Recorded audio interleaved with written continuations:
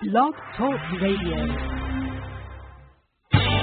Welcome to Esquire Coaching Radio, where we help attorneys achieve unparalleled personal and professional success. And now here's your host, Ann Jenrette Thomas. Hello, everyone. Welcome, and Happy New Year. This is our first show of the new year, and I'm so delighted to talk about a topic that I think is really relevant to most lawyers because, well, let's face it, many of us are control freaks and have a hard time delegating. So it's a pleasure to be here with you tonight. And as you know, Esquire Coaching is a coaching and consulting firm that is dedicated to helping attorneys achieve extraordinary whole life success. To that end, we discuss the full range of topics from business building to getting a job to work-life balance and everything in between. Today, we have a very special guest who's going to talk to us about how to delegate effectively. So are you stressed out? Do you feel overwhelmed with your to-do list that seems to go on forever? Do you wish as an attorney that you had more hours in the day so you could maybe have this thing called work-life balance? If you've answered yes to any of these questions, then it's time to delegate. Whether you're a solo, an associate, or in-house counsel, all lawyers need to know how to effectively delegate tasks and responsibilities the right way. Most lawyers don't delegate because they don't know what to delegate, are afraid of losing control, or feel that it would take less time to do it yourself than to delegate it. In this episode, Emily Morgan, founder of Delegate Solutions, a virtual assistant company, and author of VA Training Camp, Startup Survival Guide, will teach you the art of effective delegation. Emily helps entrepreneurs, including lawyers, launch and build their businesses. She's the creator of the Delegate method, which helps people identify areas of their business they can delegate or automate for maximum impact. She's helped hundreds of people master delegation and design systems to support and grow their businesses. Emily speaks nationally on the topic of virtual business, and she's been featured in the New York Times, NBC News, and Martha Stewart Radio, and has recently been recruited to develop a leading virtual assistant training program for an East Coast college consortium. Emily also provides private consulting and mentoring support to new and aspiring virtual professionals looking to navigate their own business launch and ongoing brand development. She's earned her certification as a Reach Personal Brand Strategist, 360 Reach, and the Reach Online Identity Certification designation. Emily holds a BA from the University of Pennsylvania and advocates actively on behalf of the virtual professional industry. Without any further ado, let's welcome Emily. Hi, Emily. Hi, Ann. Thank you. You pretty much summed up the last 10 years of my life there. So thank you for that. I know, it's really impressive. What an impressive background. So before we dive in, I just want to remind our listeners that if you want to ask Emily a question, you just have to call in 347-838-8719 and press 1 to be in the queue. We'll leave room for questions at the end of this call. All right, Emily. So the big issue here is delegation. And as I mentioned in the intro, this is a really tough issue for a lot of lawyers. So how do you identify what to delegate? Sure, thanks. So the primary question with delegation or challenge with delegation is really comes down to a mindset issue.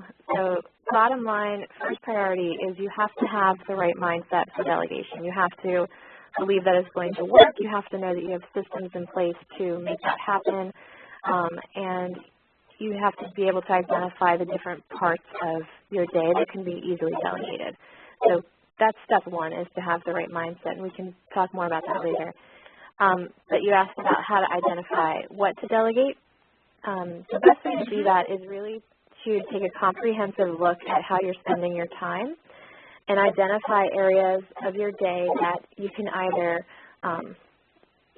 things that either you don't enjoy working on because they stress you out, or you can also look at things that you love working on and separate those out. But basically you want to take a full accounting of how you're spending your time. You want to look for tasks that repeat, So those are things that can easily be handed off to someone else. You want to look for things that don't require your direct attention, your specific attention. And you want to look for things that can be easily replicated. So something that you can write down, a process that someone else can implement and that you can easily manage. Those are the first couple steps. Oh, wow, that's really, that's already helpful, I think. So, so what are some of the most popular tasks to delegate from your experience? Right. So we work with, a lot of solopreneurs and small business owners, and the first things to usually go are scheduling, social media updates, directed research, travel planning and event planning, helping clients with email management, so like managing their inboxes for them so that they can only have to focus on the things that need their attention and hand off sort of the generic day-to-day emails that are easy to respond to. Another big one would be expenses, so managing different, if you have clients that need expense reports done in different formats, getting those taken care of. Customer service, transcription, anything related to webinars and teleseminars. A lot of what we do also is personal support. So you'd be surprised how much of our time is spent registering kids for soccer or anything like that, ordering gifts for people, managing the day-to-day, life things is always a huge thing that comes right off as well.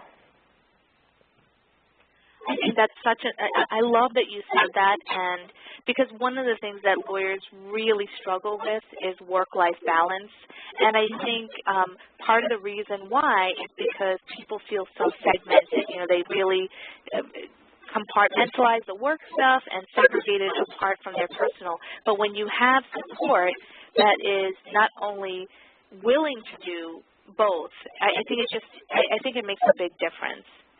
So, so it's good to hear that that's what you do.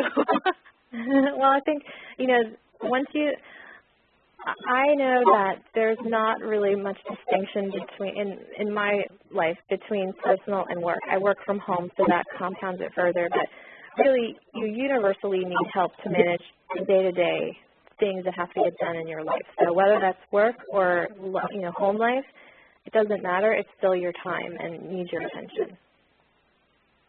Absolutely. I just realized that some of our listeners may not know what virtual assistance is. So would you mind just giving a brief explanation about what virtual assistance is? Yeah, so we work with clients and help them identify what things could be delegated, like we're talking about now, and then we actually provide a service to execute and manage those tasks for them. So if you could picture an executive assistant that sits in your office and helps you prepare documents and, do your billing and, send meeting confirmations, send out marketing materials. We do all of those things that we do them remotely. So we all work usually from home or from a virtual office, and everything's handled via the web. So we have different tools and software that we set up to make sure that it's seamless for clients. But basically, if you have the need for support, but you don't need necessarily a full-time assistant, most of our clients contract us for about an hour a day of help, about 20 hours per month, and they can use that time down over the course of the month towards whatever tasks are pressing. And we really build like a personal relationship. Our clients stay with us for years. A lot of the times our team members in another state than the client, they've never actually officially met, but they have this amazing relationship just because they share so much of the day together. So, it's an interesting support model for people that need instant help, need high-quality help, and maybe don't have the space or the need for a full-time assistant.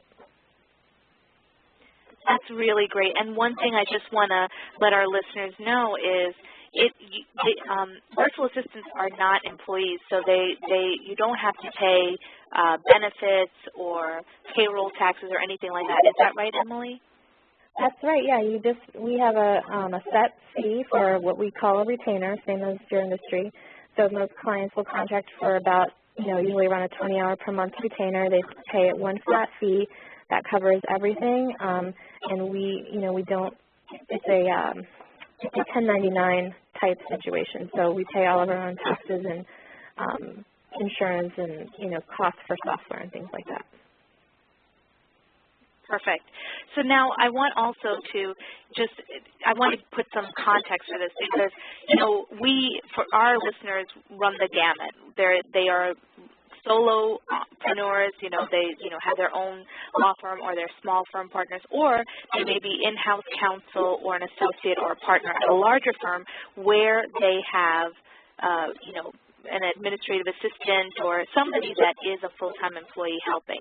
Nevertheless, just based on what you're saying, I feel like there could be an opportunity or a space to utilize virtual assistant services even if you work in-house or at a large firm where you have full-time help, just because of what you mentioned earlier, which is the assistance with personal matters that, within the firm culture or within the corporate environment, it may be inappropriate to ask your administrative assistant to assist you with personal matters.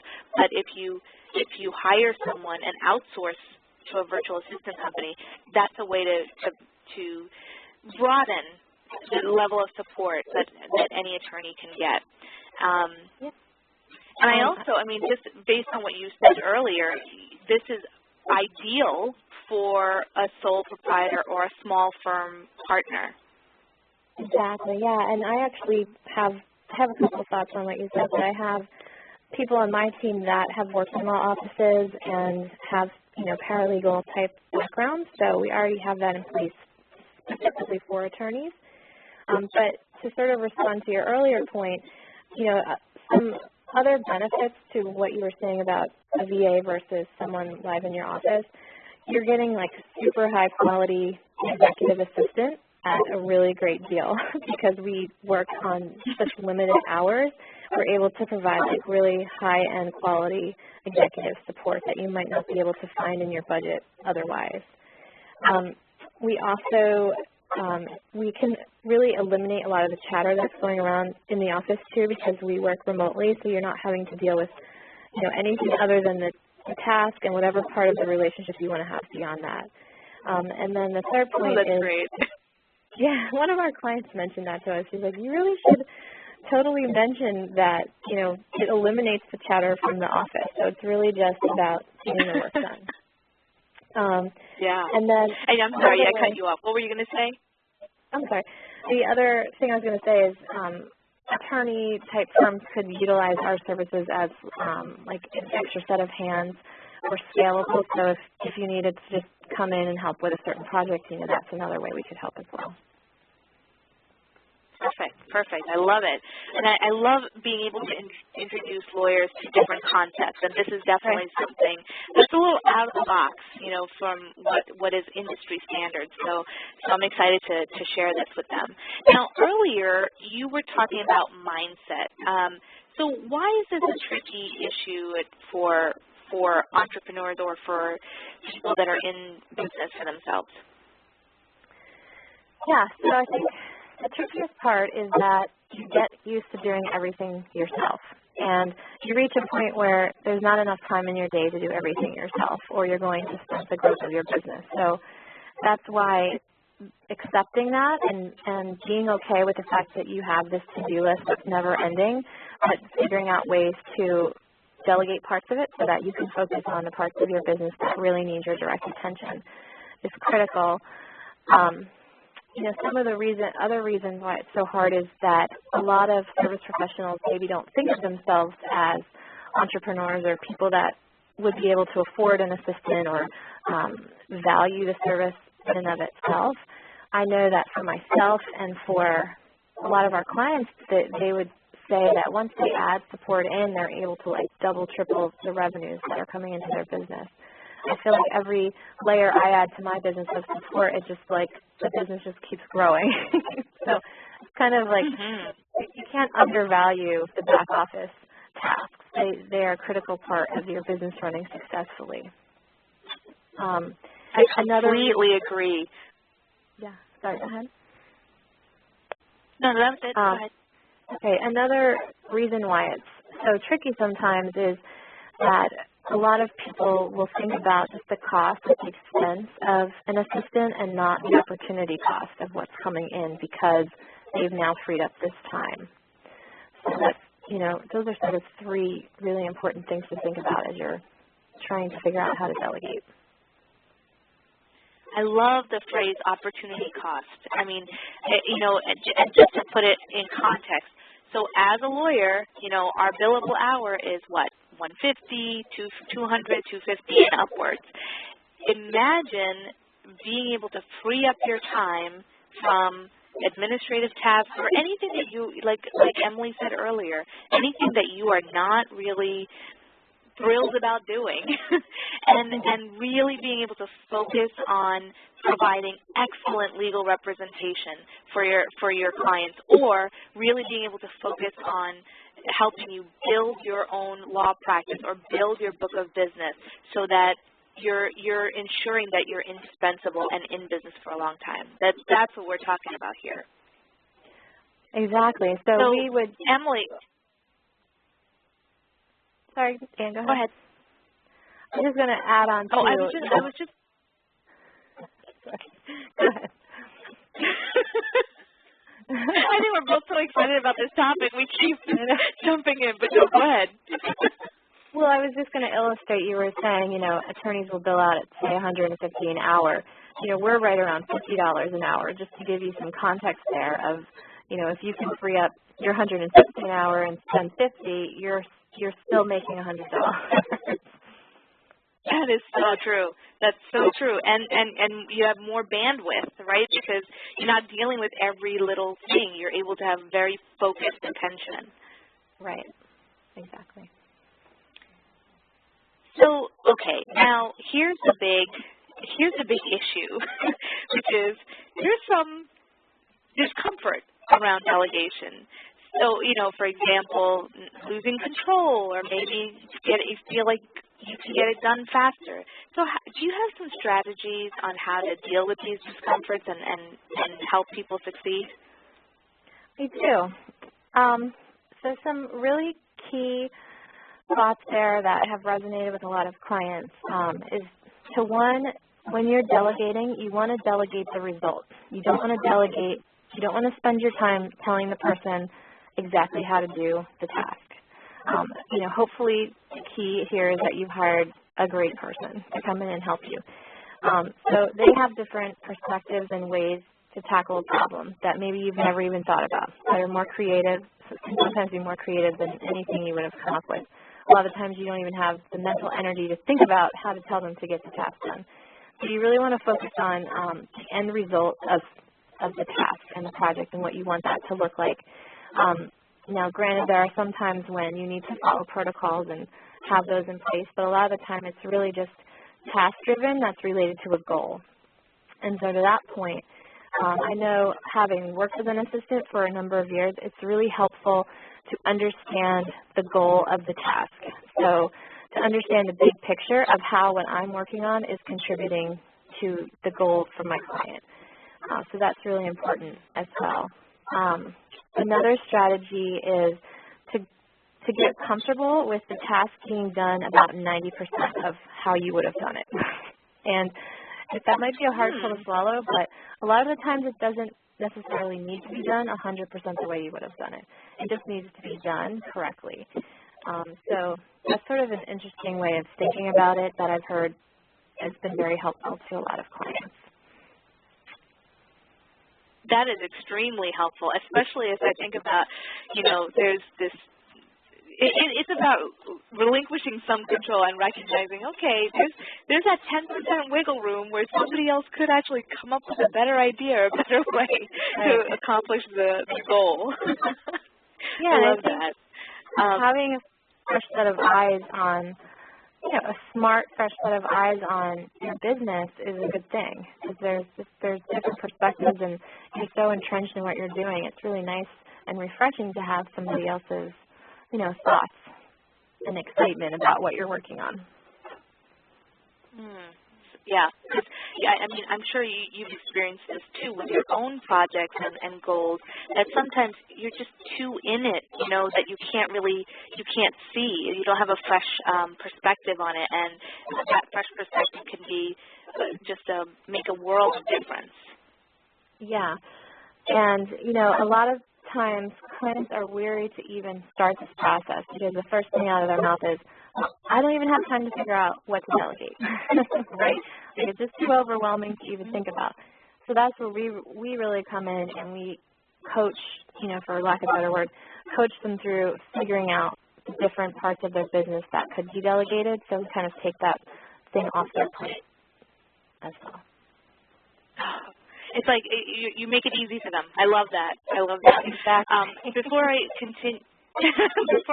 continue with our questions, I just want to remind our callers that if you want to talk to Emily, you have a question about delegation, call 347-838-8719 and press 1 to get in the queue. Okay, Emily, so now that you've really articulated why it's important to delegate and address some of these discomforts that people have with delegating, can you give us some strategies or tips on how to effectively manage once you've delegated out tasks? Sure. So the first thing to think about is it really necessary for anyone to be doing the task? Is it really contributing to your overall goals? Is it something that could be handled quickly and easily just by you? So starting with that sort of mentality around it, and then from there are different systems and tools that you can put in place to sort of eliminate room for error. So we were talking earlier about having SOPs, which basically stands for Standard Operating Procedures. So the tasks that you do every month that have a specific protocol, you just want to write those down and then hand them off to your assistant and then have them give it a try and then either add to it or, if they have any questions, bring those questions to you. You also want to keep the communication open between you and the assistant as you're going, because there's going to be a lot of questions and you don't want them to make the wrong call on your behalf. So you want to make sure that you have at least a weekly check-in call schedule where you're communicating about the projects. Third, you want to also make sure that you have some sort of system in place that could possibly allow you to secretly micromanage what's going on if you wanted to. So we use a system called Basecamp, which is an online project management software. Another great one is Asana. And what that does is it gives full disclosure of the tasks that are assigned, the expectations of the tasks, when the tasks are due. It allows you to pop in, say you want to pop in at 2 in the morning and see, oh my God, did they take care of this yet? You don't even have to email the assistant. You can just pop into one of these tools and check to see a status report on what's going on there. So those are sort of 3 critical ways to make it successful. And that really speaks to the issue of maintaining control. If you could just pop in and check the status of a project at any given time without having to wait for someone to respond to an email or a phone call, I mean, that's just wonderful. Right. And just, it clarifies the expectations. So the person knows when it's due. They know where to access the information to get the task done. It just keeps everything organized. I love it. Now, since this is a really new concept for most lawyers, do you have any tips or suggestions on how someone could go about hiring or interviewing or finding the right virtual assistant for them? Yeah, there is the International Virtual Assistant Association. It's called IVA, and you can submit an RFP there where you could list out the services that you want to have completed and have people apply directly to you. You could also do a search on that site that would give you information about people that specifically have experience working with attorneys. There's I think there's a sort functionality there. The other way is to ask for referrals. That's probably the best way, is to ask around in your networking groups, to other attorneys that you might be speaking to if they know of any good VAs. Of course, I think my firm is best, so I'll put that out there. But yes. you know, there's a lot of what we've figured out as we've gone is that a lot of this is a personality match. So that's really important that you ask the right questions when you're interviewing potential support people so that not only are they skilled in the area that you need help with, but they also, you can work with them. So you want to ask like specific, can you give me an example of when a client needed this? How did you handle it? So that you understand their thought process rather than just, you know, asking basic interview questions. That's great. And, you know, one other question occurred to me as you were talking. As attorneys, we deal with a lot of confidential information. What are the confidentiality requirements that that virtual assistants have with respect to, you know, their client matters or any information they might handle? Sure. I can answer that for my firm only. My team all signs subcontractor agreements that have confidentiality clauses in them. And, you know, if someone wanted to see that, we could share that with you. In addition to that, when we contract with clients, we also sign a contract, and that includes a big confidentiality section as well. The tool that we use to manage client information is highly secure, and it's on a secure server as well. Oh, that's great. So, you know, because these are some of the things that we have to always be mindful of. I mean, you know, especially when sensitive, confidential information might be being tasked or you might have to deal with it, you want to make sure that that's secure. So it's great to hear that. That's another question it sounds like to ask any virtual assistant that you might consider hiring. It's worth asking, okay, well, what level of confidentiality and security measures do you have in place? So that's excellent. And I love to hear that your company does that. So, you know, we're almost out of time. I wanted to give you a chance to share with our audience how they might be able to reach you. Thank you, yes. So I am thrilled to share we have a brand new website that I'm beyond excited about. It looks amazing, and I'd love to invite anyone to come over and check it out. We are at delegatesolutions.com, and you can email me directly, Emily, E-M-I-L-Y, at delegatesolutions.com. My phone number directly is 856-524-1268. So any of those ways can get right to us. And you're a national company, correct? Correct, yep. Okay. We have so I highly, you know, I've checked out your new website. It looks amazing, and I do have to say that I've known Emily for a while. She is stellar, really professional, really top notch, and you know, I can definitely vouch for you, Emily. So, thank you. Any final tips or words of advice on how to delegate effectively? Yes, my top recommendation is you got to start with your goals. You need to understand how this is going to help you reach your goals, and that everything that you're focused on should support those goals. And the rest of it is a lower priority. So from there, you take out what things you don't enjoy doing, you take out what things you're seeing repeating, and from there it's easy to figure out where to start to delegate.